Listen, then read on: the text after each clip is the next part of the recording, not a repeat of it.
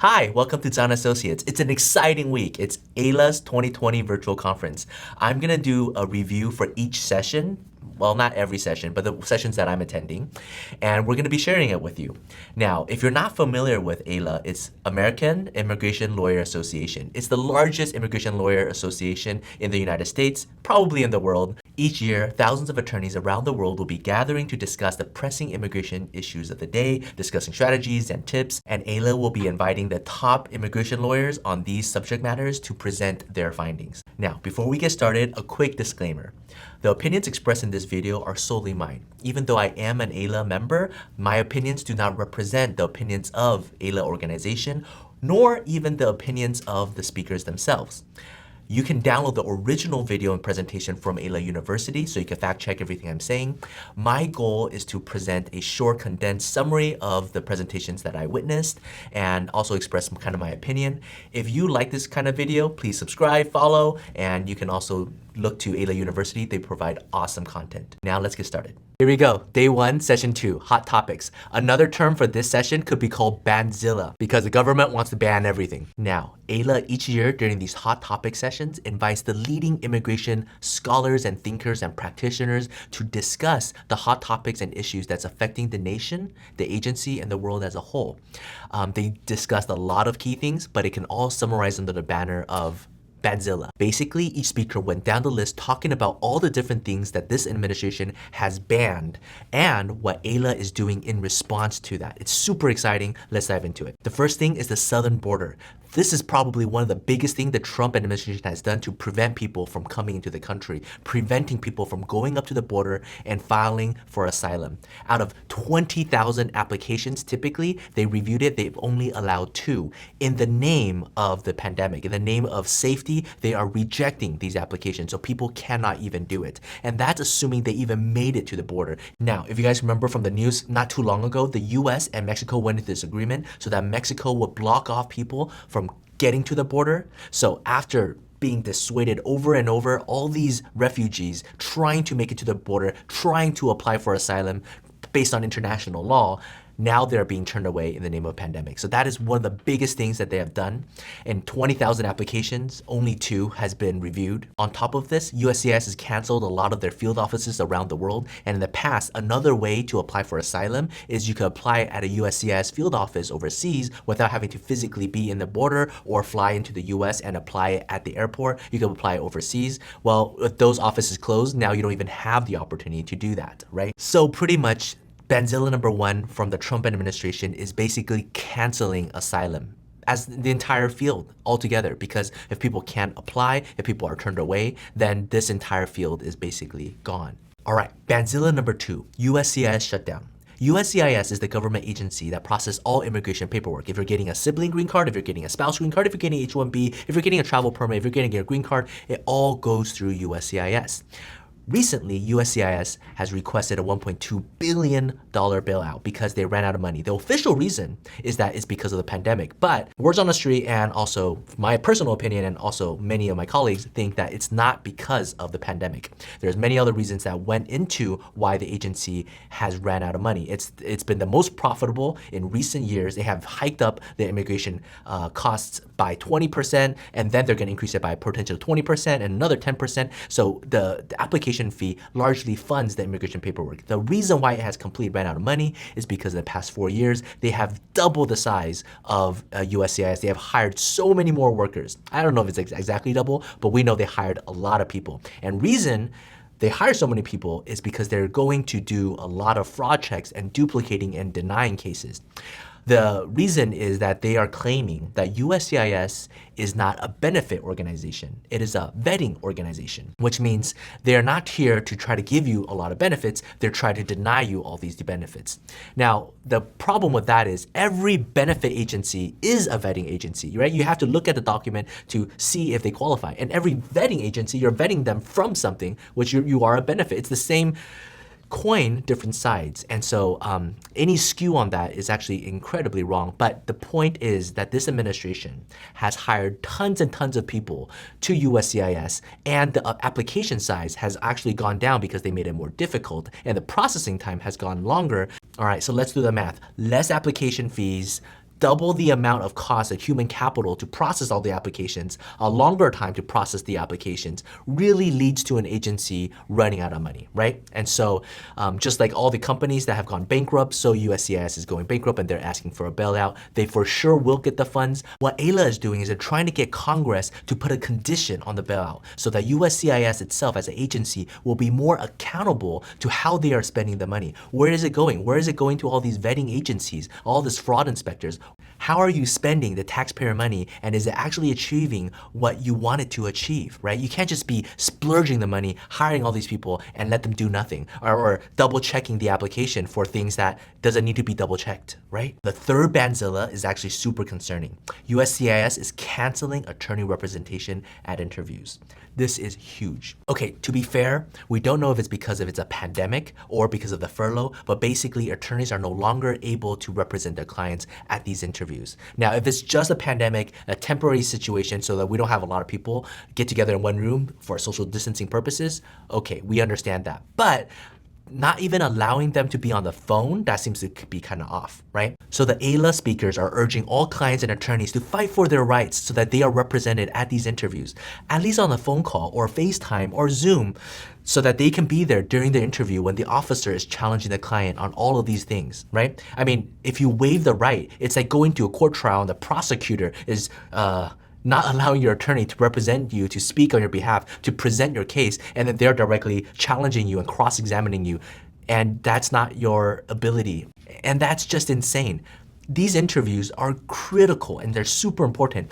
And it's not like having an attorney talk on your behalf. At the interviews, attorneys are not allowed to speak on your behalf typically. They typically sit behind you and you have to answer all the questions. But the use of an attorney is when there's something that's slightly confusing, even for the officer, the attorney can help clarify. Personally, I've been to a ton of these interviews and it's just so helpful having a third party just to explain the situation. For example, I've had an officer ask a client, hey, do you own a company in the US? And the client's like, no, I'm getting my green card through my family member. And they're like, no, you're a liar. You applied for EB-5 years ago. And when you apply for EB-5, you own a company and that's why you own a company. And I had to jump in and explain a little bit like, but that's not really owning a company, right? He did an EB-5 investment, somebody else is managing it, he owns a small share of it. It's like if you buy stocks in Disney. You own a part of Disney, but you don't really own Disney. You don't really own a company. Nobody will think of it that way. My client owns actual other companies in Asia, but they don't think about owning a small portion of a company in the US as owning a company. Just to help explain the situation a little bit and diffuse it is so important. And sometimes, these are foreigners coming to the US, they're being challenged, they might not be fluent in English and having to explain. It's just difficult. And so not even allowing an attorney to be on the phone and explain is hugely detrimental to the fair adjudication of a case.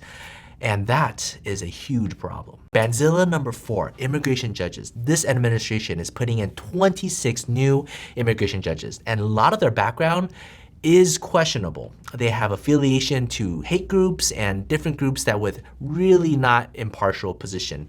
And you would hope that if the administration does something wrong, the judicial branch would be able to hold them accountable. But if the immigration judges themselves are placed there by the same administration that's pushing this agenda, that's actually pretty wrong, isn't it? Now, historically, immigration judges has always been part of the executive branch for them to kind of place there. It is not a third-party judiciary like what we know typically. And that's why AILA is fighting really hard to try to get the immigration court system to be its own independent judicial system, like the bankruptcy courts. It totally makes sense, and we really should have a separation of powers here.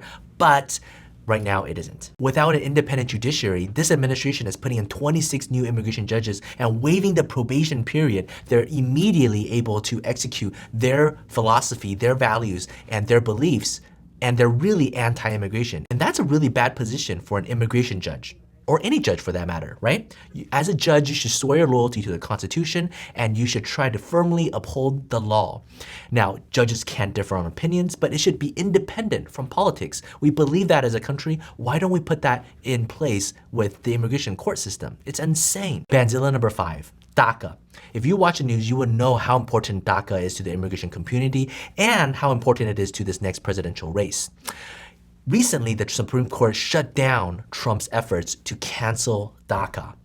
And basically, DACA has allowed many people to come out of the shadows to work legally. For all intents and purposes, these people are just like any other US citizen, except when they were young, they were brought here unlawfully, but they've gone through the entire US education system. They're in college or they're in grad school, and they are ready to enter the workforce, but they cannot get their immigration papers, so they cannot work legally. Well, the Obama administration allowed them to apply for a work permit to work and pay taxes like everybody else. The Trump administration really didn't like that, so they want to cancel it. The Supreme Court shut that down. So now, technically, the USCIS should be able to continue to accept applications, but they're not. So the AILA speakers are urging all new DACA applicants to include the Fourth Circuit ruling, Casa de Maryland, in their application, because it will show that USCIS is mandated to accept these new applications and adjudicate them accordingly based on the Obama-era DACA rule, because Trump's rule actually was null and void. So that's my takeaway from watching the Hot Topic discussion. You can actually download the full thing and watch it for yourself. There's a lot of other really good points that I just have to skip for the time being.